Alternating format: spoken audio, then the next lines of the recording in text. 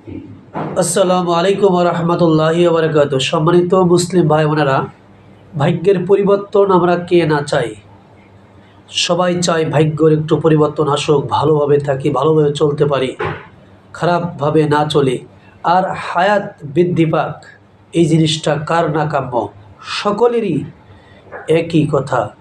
যত কষ্টেই মানুষ থাকুক না কেন, হায়াত বৃদ্ধি পাক, এটাই সবার জন্য কাম্য। তো আসুন, কোন কোন কাজ করলে ভাগ্য পরিবর্তন হয়, আর কি কাজ, কি আমল করলে